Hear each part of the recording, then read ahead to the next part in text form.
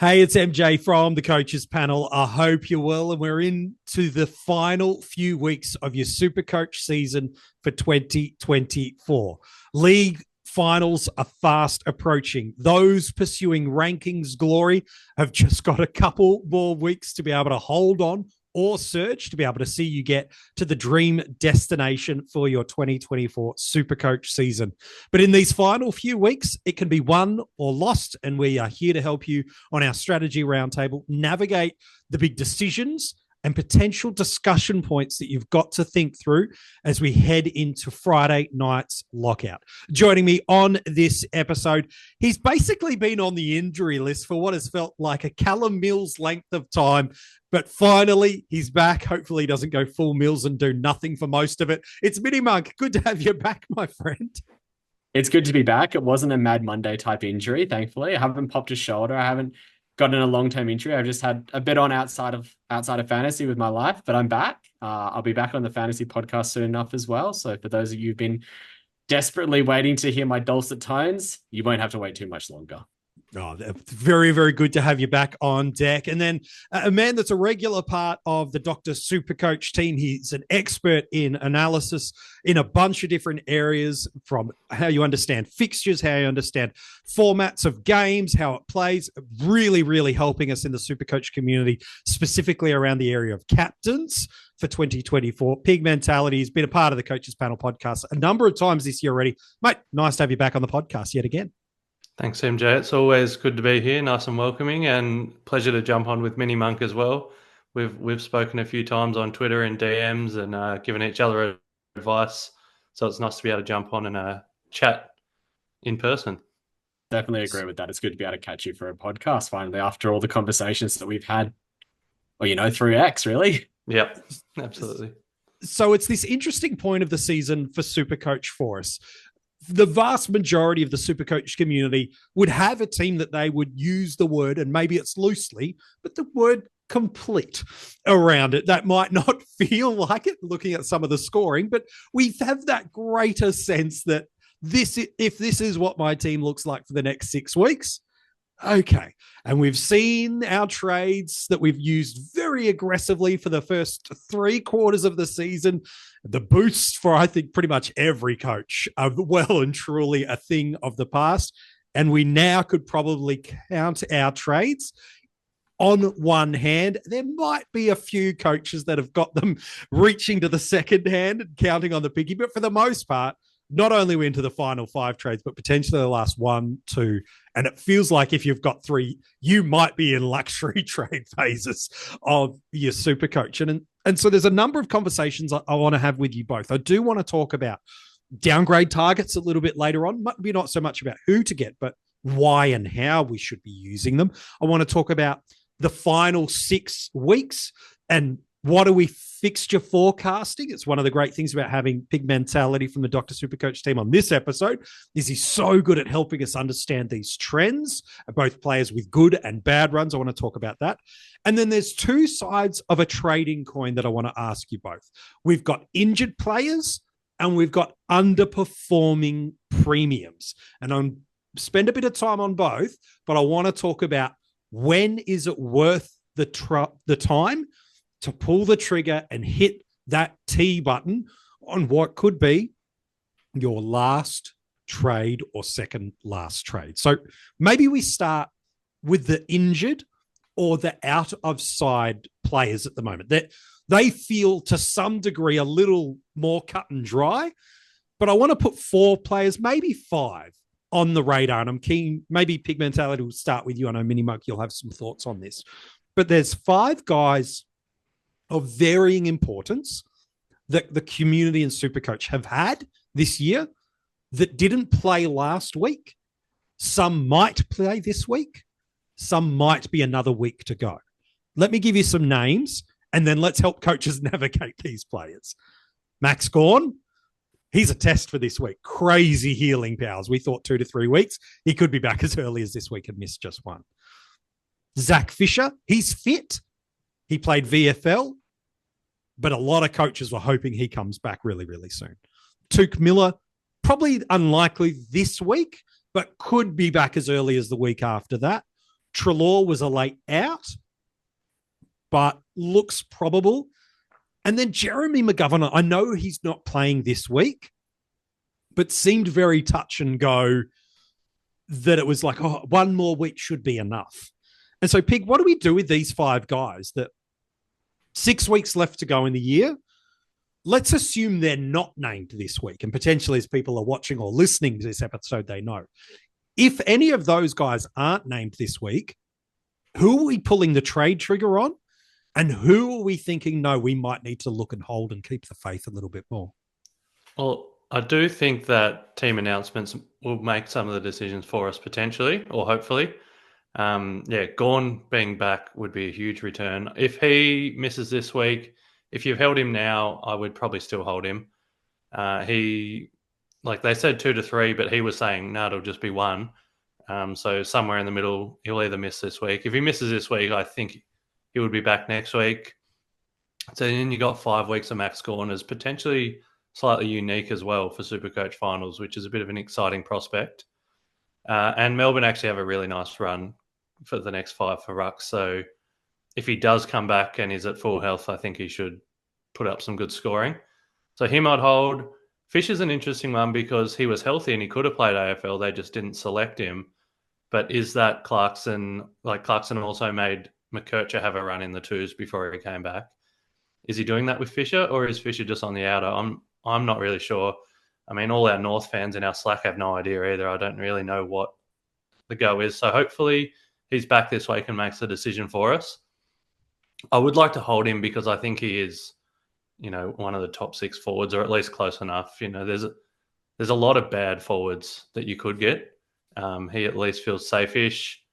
McGovern, I think you could hold now. I traded him last week because I would have copped a donut if I held him, and I'm kind of happy with that. But if you held him now, I think from their word, it is probably only 1 more week, and I still think he's around the top 6 defenders, so I'm happy with that.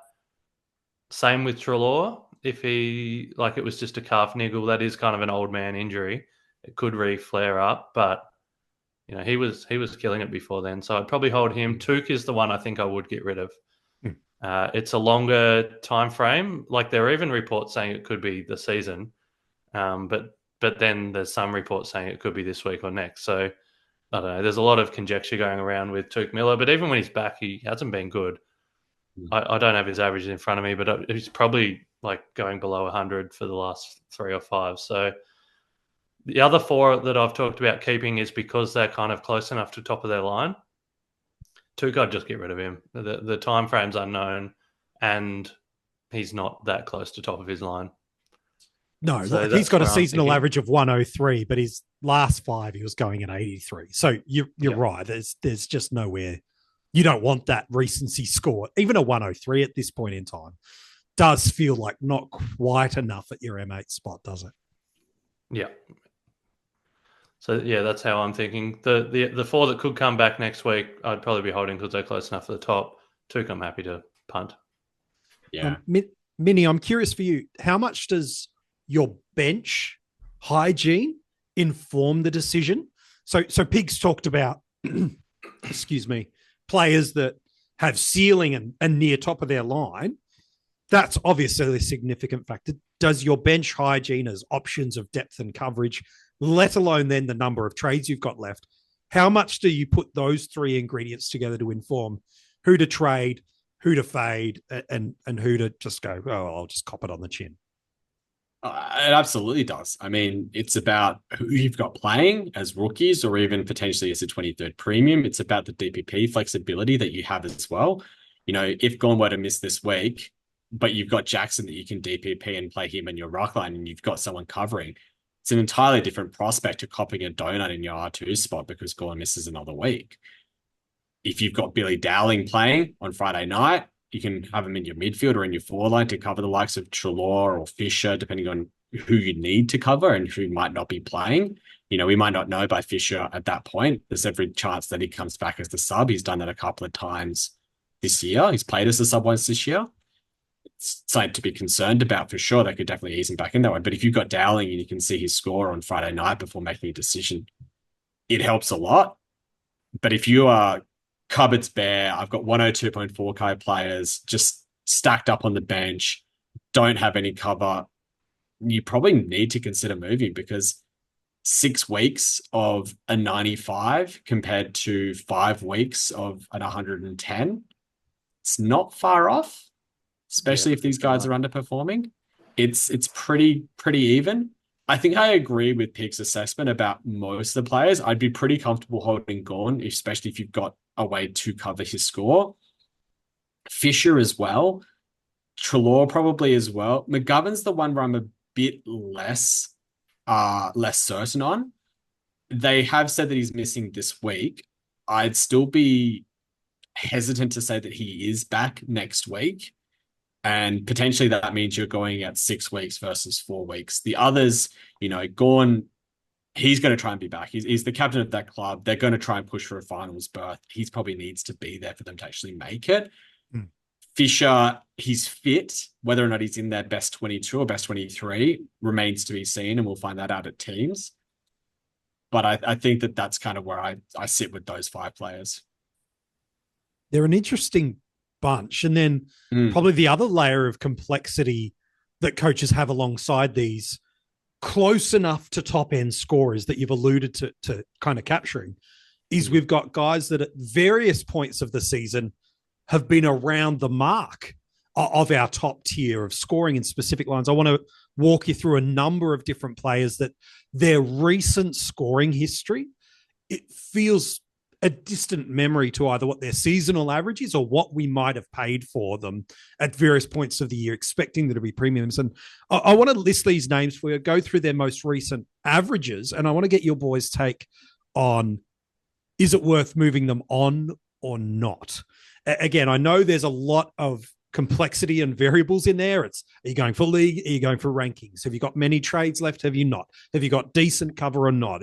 Does the fixtures early in the week give you options? I know these are the stacked variables are there. So it's always dangerous to give definitive answers, but why not? Let's put you both in these uncomfortable positions to give definitive answers. But let me walk you through a couple of these players. I might throw 3 or 4 of them to you, Pig, and then a couple of them to you, Mini Monk. So for you, Pig, we'll start off Matt Rowell. His last 3, he's going at 74. Like, I think after the first 2 months of the season, if he wasn't the number 1 SuperCoach scorer, he was definitely on the podium. And he's a shell of himself over the last 2 months. I know there's a few tons in there, but the last 3 is rookie scoring. Brodie Grundy. Yeah, I'm heading you into the ruck territory. We're going to turn you into the ruck specialist as well as the captains. He's been okay his last 3, but he's going at 99. You could probably throw English in that same consideration. He's fine, but his last 3 is 97. And then the last one I want to give you is Dan Houston. I know he's coming off a low ton, but before that, it's still a 3-round average of 83. So you've got those guys, Rowell, Grundy, English, Houston. Are you moving on any of these guys? And if you are, what's the priority and what are the factors you're looking to move on to? I might start with the ones that I'd be keen to keep. So Grundy and English, I'd be pretty fine holding both of those guys. I mean, I've owned English all year. I paid over 700k for him. It's been one of my biggest regrets. But having said that, he's still, I believe in his last 5 when I was looking at it, there's still 2 130s in there. And I wouldn't be surprised if he puts a 130 this week if it's Sam de Koning continues rucking, because last week I think Sam de Koning had 5 hitouts to Darcy Cameron's 58. So if English can get a share of those, he should score well. So that, I think, hopefully we'll get a bit instant reward. They're both close enough. Like, there are some ruckmen going a fair bit better than that. Like when we look at Nank, Cherry, even they weren't amazing. They were sort of like 90s to low tons this week. So it's not like you're getting a massive, massive upgrade. Maybe if Gawn comes back, he goes on a 130 stretch, but, he's coming off an injury as well. So maybe not. So, I think those 2, I think it'd be a bit of a waste of a trade, to be honest, to go to someone else. And you might even need to find money, like to go to English to Nank, you would. So those 2 I wouldn't. Houston, I'm quite keen to hold. I own him. It's been a roller coaster, but I love owning Dan Houston. He has Richmond this week, I believe, so that's probably going to be a spike score for him. A couple of his defender counterparts are injured as well, so he's probably going to have the lion's share. I haven't actually done my captaincy research yet, but I'm pretty confident Dan Houston will be in it, just because of that matchup. So I wouldn't want to be trading someone who has the best matchup and is going to have the lion's share of the ball.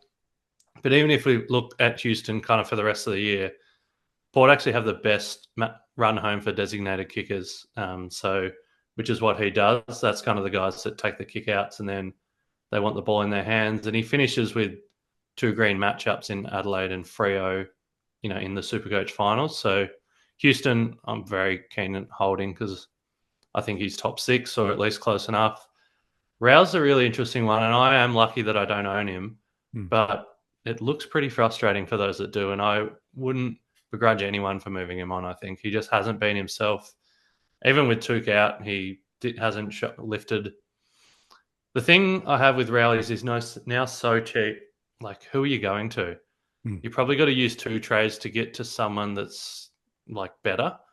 Like if you want to get to, I don't know who it is, even a Patrick Cripps or someone like that, that's not destroying it, but still pretty solid. It's a lot of money. So you probably need 2 trades to do it. If you have 1 trade, I was looking guys around his price, and I don't think there's anyone around his price that I would want. You still even need a bit of money to go to like a Chad Warner, and he's not necessarily that much better, especially because he's a tag risk. So if you had enough trades, I would try and move Rao, but you probably want to try and go to one of the good guys and not just settle for. I mean, you could do Rao to Clary, but that's probably just compounding your issue. It does feel like it's almost just asking for more of the same. I know Rosie might have been a nice sort of make a skerrick of cash maybe a couple of weeks ago, but even if you're dropping 100K on top of Matt Rowell at the moment, just looking at some names that have the appeal to us of some SuperCoach scoring pedigree. Sam Walsh, but he's gone at 104 in his last 3, so he's fine. But is it worth dropping 100K on? Rory Laird, again, another 100K on top of him. Yeah, decent score last week with a ton, flat one, but still only 104 in his last 3. Treloar, you're coming off that, missing a game due to the calf concern, and that's like another 120K. Brayshaw is, maybe only 60, 70K, but 104 in his last 3. And so you're right, it is that interesting spot of you basically need to find another 200K to get up towards the 600K boys. And even then, you're like, not quite getting to Bont for those that might still not have him, not quite getting to Goulden. So it's a tough spot to be if you've got no cash and no real trade luxury space to be in. Yeah, I think out of the names you mentioned, Rosie is probably the one I'm most comfortable in. I don't think he's really getting a tag.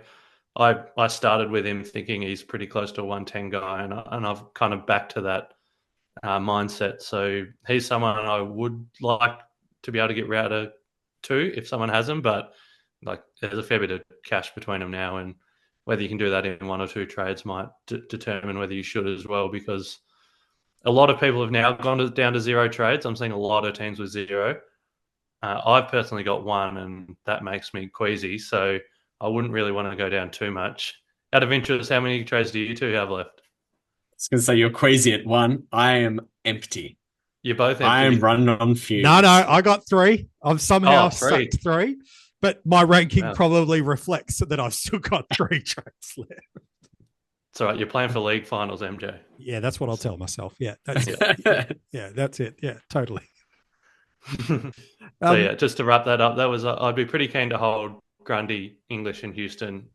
Rowell, I would like people to get rid of, but it's just a who and how. Yeah, okay. So there's 3 other guys I'm interested on your take, Minnie, and I've held off on 2 because I know, 1, you're very Fremantle supporting base, but you're also objective about them too. So that's what I like about that. Caleb Sarong started the year on fire. And Seal got a seasonal average of 116, but his last 3, he's down at 89. There are some tons in the last 2 months. maybe not the captaincy level of scoring that we saw at the start of the year. So he's in the mix of, 527, people paid over 600K for.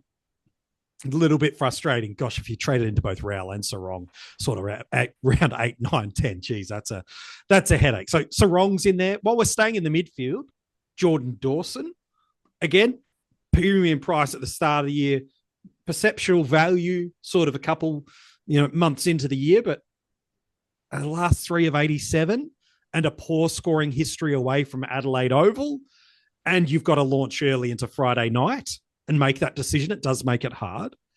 And then the other one, look, this might be a little bit harsh to put him in there, given for 95% of the season, Luke Ryan's been the number one defender for us. And his recent couple of weeks been okay, but a last 5 average of 97 is still a long way shy of what we become accustomed to, which was safe 115. So what's your thoughts on these 3 guys? So Dawson, Sarong, and Ryan Minimunk. Are any of them worth moving on? And is there anything about what's to come for them that might give us either some optimism or some fear to jump off them? I'll start with the easiest of the 3, I think, to describe, which I actually think is Caleb Sarong. His last 5, he's gone 96 versus the Dogs, 121 against the Suns, 85 against the Swans, 84 against Richmond, and 99 against Hawthorn. So, not really that much of a ceiling, not a terrible floor. He's still managing to scrape to 80s, but the context needs to be there in that Dogs at Marvel, not an easy matchup. They're a very good inside midfield team, very hard to score against. Gold Coast, good game, scored fine. Sydney at SCG, he had a very good first half. They paid a bit more attention to him in the second half to slow him down a bit. And then that led into the full game tag against Richmond, which really hampered his scoring and his ability to be able to get off the chain. And we actually saw that the one who got off the chain in that game was Brayshaw. He went absolutely massive, was ever on the ground because the clamps were on Sarong. And then last week against Hawthorn down at UTAS, Hawthorn have sneakily become one of the hardest midfields to actually score against. They are super duper restrictive to get to a near ton, especially down at UTAS.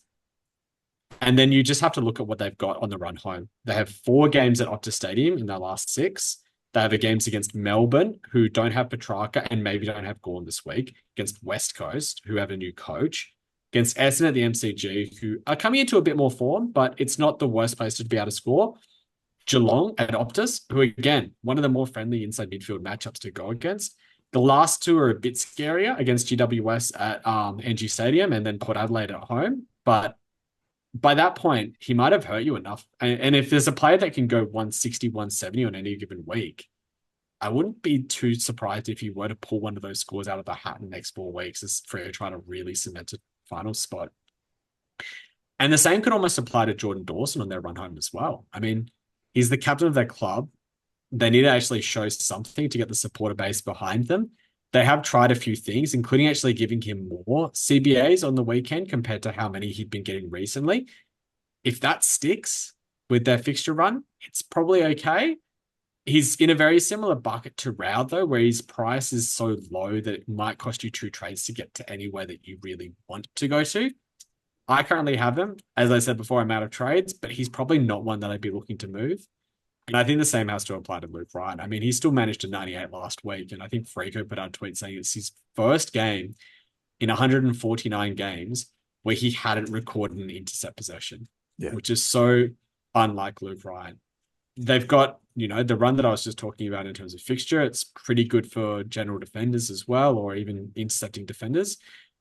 And the return of Alex Pearce means that Freo go back to their favoured back 6, back 7 setup, which allows him to get off the chain, allows him to be playing as that third tall and playing loose, which is how he was able to accumulate a lot of his bigger scores earlier on in the season, despite Cox not being there.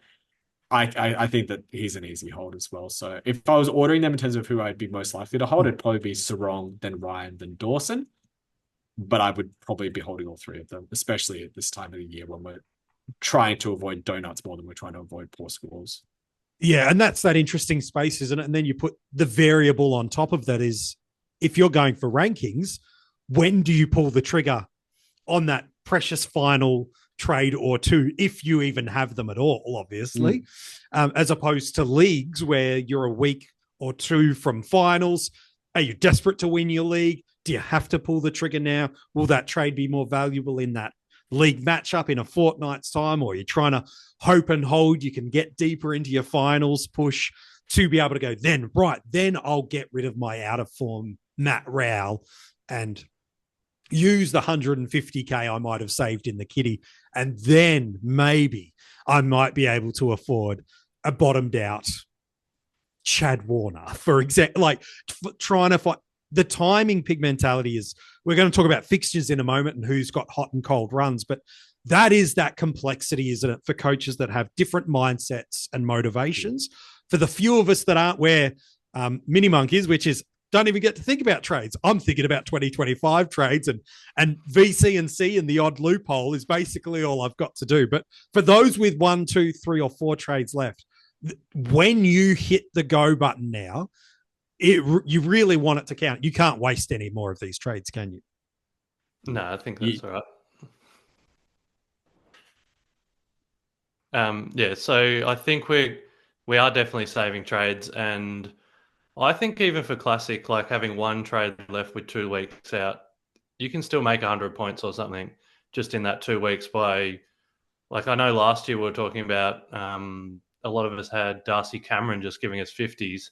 If you had a flip in the 2 weeks for Tex Walker, who was gunning for that Coleman, that probably made you 150 points just from that trade. And you don't want to get a key forward necessarily too far out, but if you get a key forward with just 2 rounds left that's hunting for the Coleman or something like that, that's, that can make you a lot of points. Or if there's another injury 4 weeks out and you got a copper donut, it's really valuable then, rather than flipping a Rao to a Chad or something like that. Or imagine you can just let a Billy Dowling sit at F7 for the next 3 or 4 weeks. He can get to 400K. You can use that to flip him on your last trade if you want to, and have a go at getting a key forward pop score in round 24. Like, we don't know the fixture yet, but say it's a Kerner or Mackay coming up against St Kilda, or say it's a Jeremy Cameron coming up against West Coast in round 24. There's the potential that they go 150 and you can loop that score on in your forward line.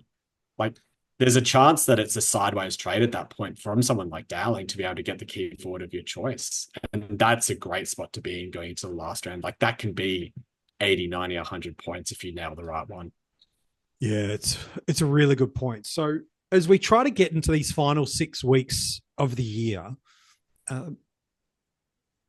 want to look at these fixtures, and both of you are really, really good at helping us unpack hot and cold trends. And it's not just for those that have got trades, because maybe you're listening and you're hearing Mini Monk talk about no trades and you're like going, yeah, I'm like that. Well, the good news is still with fixtures, whether it be for your captaincy or vice captaincy decisions, and Pig Mentality's video out on YouTube on the Dr SuperCoach channel helps us a lot with that.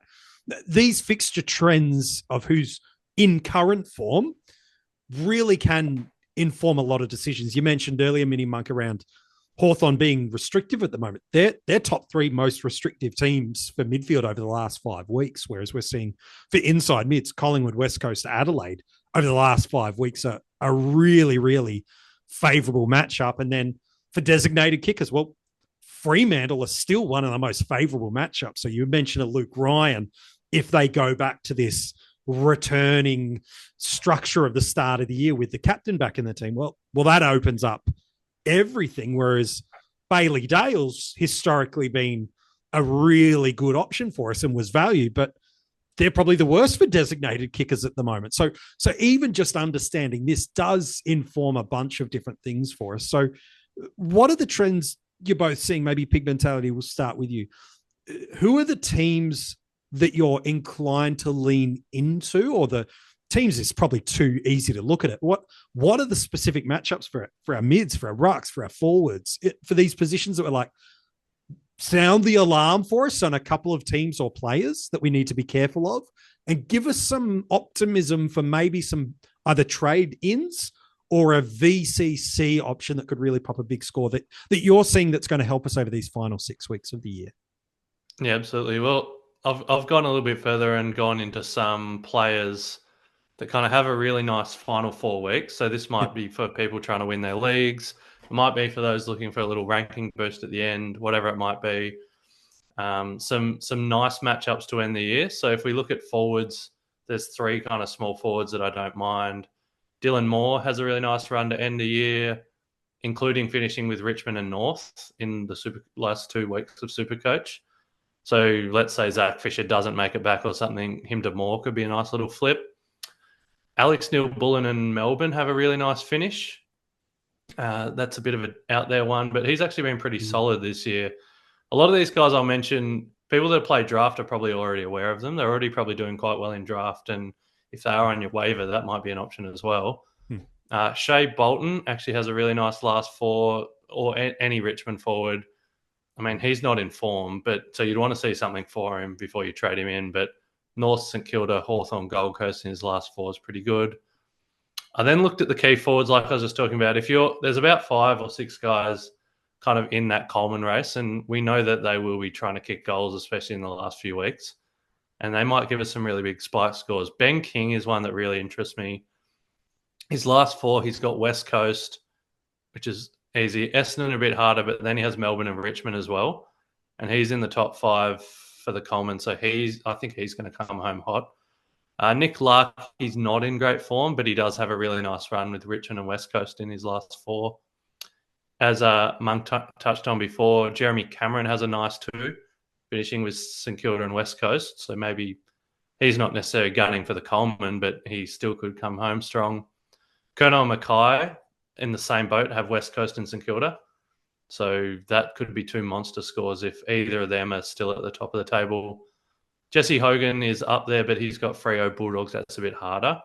But, they might still just be feeding him if he's actually a chance to win it. So that's kind of who I wouldn't be trading these guys in now because they're still 6 weeks away, but just keep them, maybe put them on your radar. And if, 2 weeks out from Supercoach finals or 2 weeks into Supercoach finals and you've got your semi and your granny left, maybe a little play at Harry Mackay or Ben King could be something that interests you. If we go into mids, there are a few teams. St Kilda, North, Freo, Gold Coast have a really good final 4 rounds.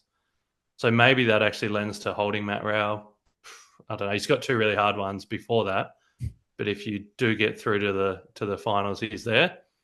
So, St Kilda, you got Jack Steele. I don't know if you'd look to trade him into him, but does someone like Brad Hill or Mason Wood kind of come out of nowhere and, just at least give you 100s for a cheap price? A lot of these guys are a bit cheaper, but maybe, I don't know, let's say you get a Chad Warner injury and he's only at 500K and you're like, oh, who do I get from that? Maybe someone like Mason Wood. North have a good run. There's obviously LDUs on the menu, but I think George Wardlaw could have a really nice final month. We know he's got some spikes. Freo have a really good final month, so obviously Sarong's a main candidate, but I actually think Andy Brayshaw could be a nice kind of finish home. Maybe Fife, I don't know. And then, like I said, with Gold Coast, so Rao, maybe Anderson, yes. Who plays that next kind of third role? Is it Flanders? Is it Alex Davies once he's back from that suspension he just got? There could be someone random like that. Then if we move on to the ruck, there's actually a lot of our premium ruckmen have good finishes. So West Coast have the best run, but that's probably not really relevant. Maybe Matt Flynn in draft if he's back. I've got him in a draft league. I'm still waiting. You're holding on deeply. But then it goes Carlton, Richmond, North, Hawthorn, Melbourne as kind of the easiest run. So Tom De Koning, if he becomes solo again, love that. Nank, love it. Cherry, Meek and Gawn all have really nice runs home. So they all could do some damage in the last month. So that's one reason for holding Gawn.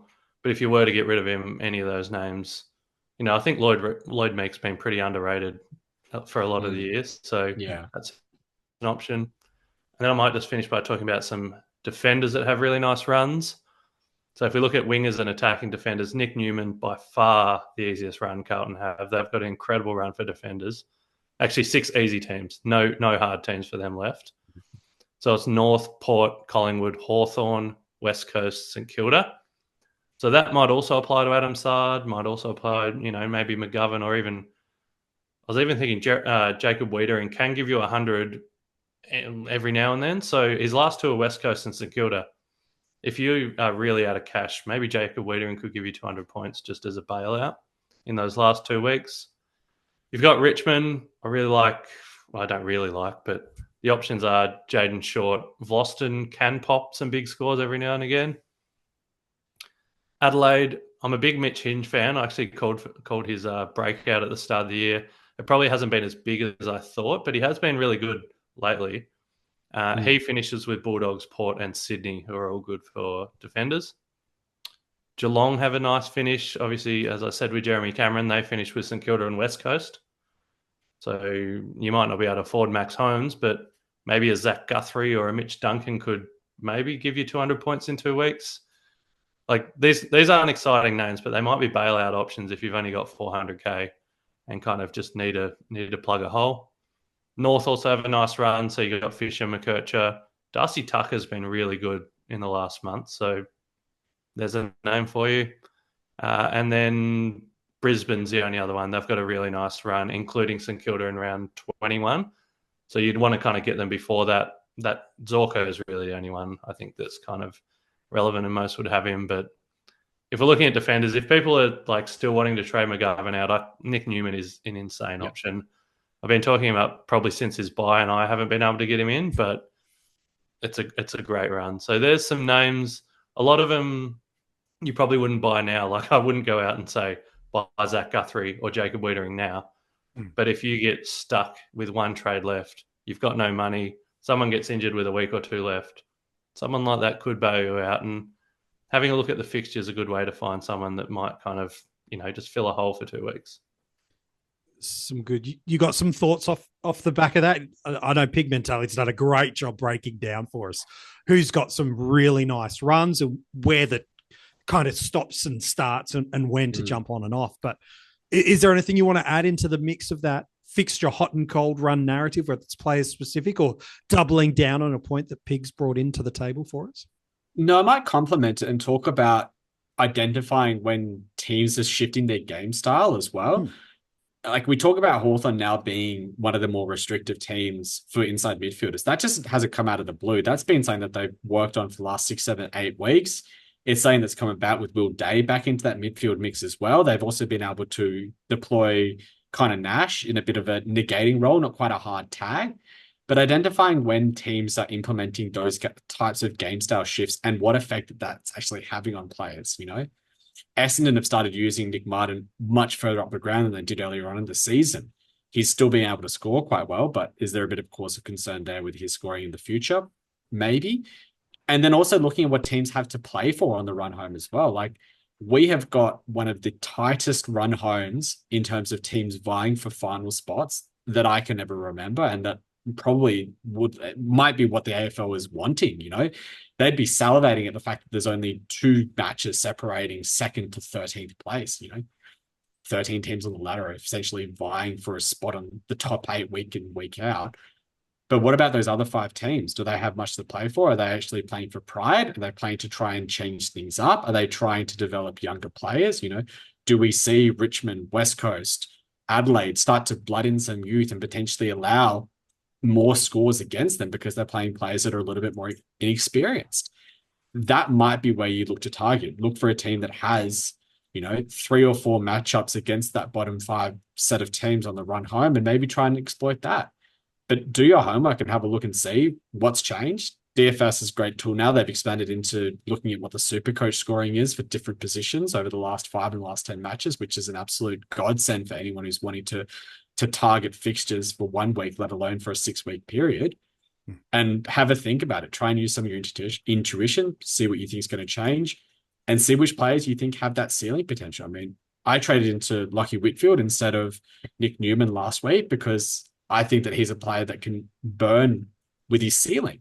And that's not to say that I didn't think that Nick Newman had a good run, but both players have definitely got, viability as to why you could trade into them. And sometimes it might just be with that little bit of cash you can do with that last move is. Like if you might only be able to get to someone that's 550 and the player that you really want is 560. So you just have to go for that little bit more of a dig into the player that you actually can get. Yeah, that's super helpful. one last question I want to ask you boys before we do wrap up this strategy roundtable is the coaches that have more than one trade left might be looking at freeing up some cash. We've used Raul as an illustration point. It's not to drive the point home to say you have to trade him, but using him as our conversational basis more so than anything else is which of these sort of downgrade options should we be pursuing right now? Should we just be going to the bottom of the barrel, whether they play or not? Kind of doesn't matter. We're just trying to skim as much cash off as we can, so that, to Mini Monk's point, we're not stuck in these little $5,000 to $8,000. I've just got to settle for what I got to do. Do we take still the guy that's got the best break even and play the game like we did in the first half to 2/3 of the season, which is that trading cadence of who's been in there for a couple of weeks, they're on the bubble, we're going to jump on them? Or are we, so putting like a Zach Taylor for sake of example. I know he's played more than that with the sub-affected games, but really his price point is there where it's like, okay, he's basically a not bottom price, but a reasonable bottom price option. And then you've got the next tier up of rookies, which is, well, they're scoring okay, but you're going to pay for it now, like a Lawson Humphreys. So my question is, if we are in that position of downgrading, what are we factored more? Is it don't need the cash, get anyone? Is it play more traditional, run the break-even game and who's there at a reasonable price? Or are we happy to pay up a little bit more for the Humphreys type? What should be the lead and the lag indicators for us here in this decision for the coaches that are trading down to free up some cash? It's how many trades you have left. It's who's the player that you want to bring in, who are you trading out, and what cover do you currently have? Like if you've got, maybe 2 green dots on your bench, say it's players like an Evans or a Humphreys or a Dowling or a Manor, maybe one of them's got DPP so you can cover your mid and your forward line should you have a laid out. That might be enough for you to say, stuff it, I'm going to save that extra 20K. I'm going to go to the player that I want. I've got 4 trades. I've got 2 trades to use if someone's a laid out. It can put me in a comfortable position, because that 20K might be the difference between settling on a player you think is close enough and settling on a player that you could potentially captain maybe a couple of times on the run home and get you an extra 30, 40 points that way.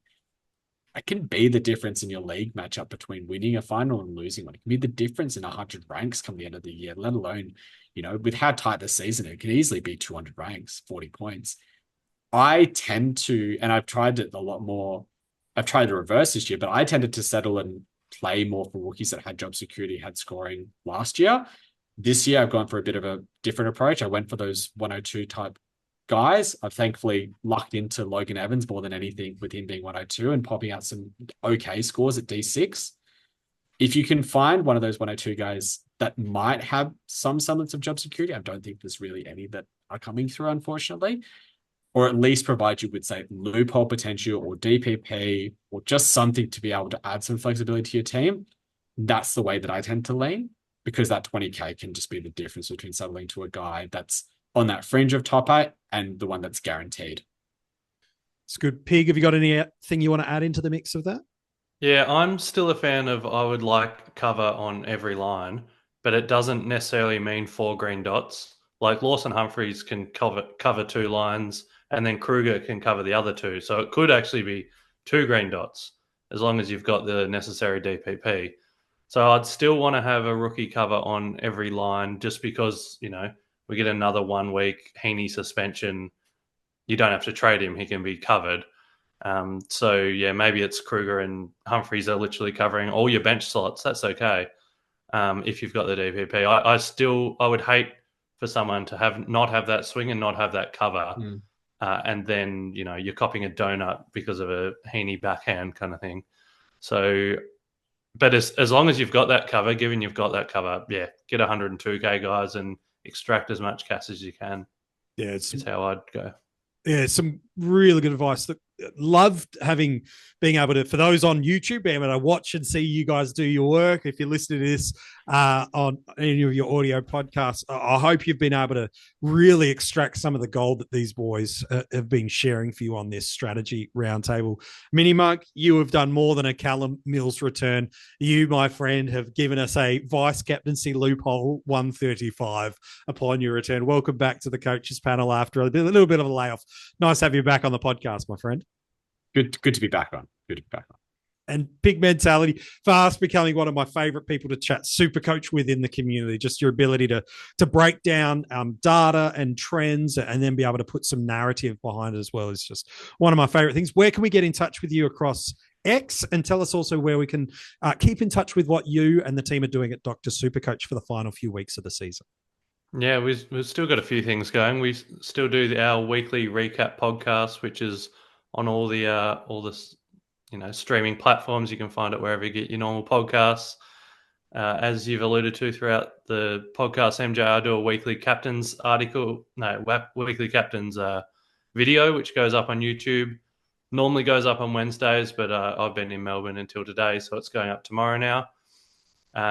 We've also got the Dr SuperCoach. There's Patreon things you can get involved with. We talked last time. There's a Slack with about 650 members where we just bounce off each other.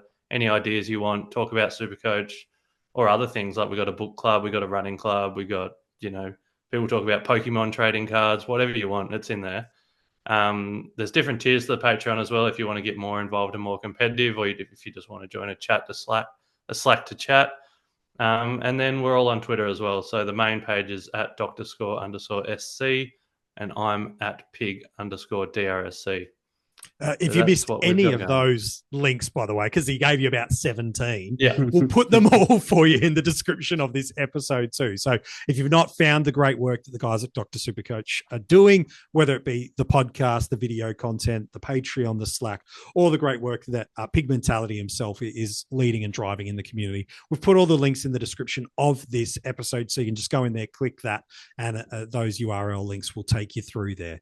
Well, we wish you, friends, all the best of luck this week in SuperCoach. If you're heading into your final few weeks before your league finals, we hope this critical matchup goes your way. If rankings and a personal best is well and truly something that you're tracking towards, we certainly hope that the final trades or VC moves you make this week are the defining decision makers that get you there. If you're watching this on YouTube, and you haven't subscribed, make sure you do it. But comment below and let me know what your VC and C options are this week. Get in before Pig Mentality drops his captain's video, so you can't quote the great man. You've got to go out on a limb and say them yourself. So if you're watching on YouTube, comment below and let us know. Hey, good luck this week. We hope it is kind to you. We'll be back again with you next week with another SuperCoach Strategy Roundtable.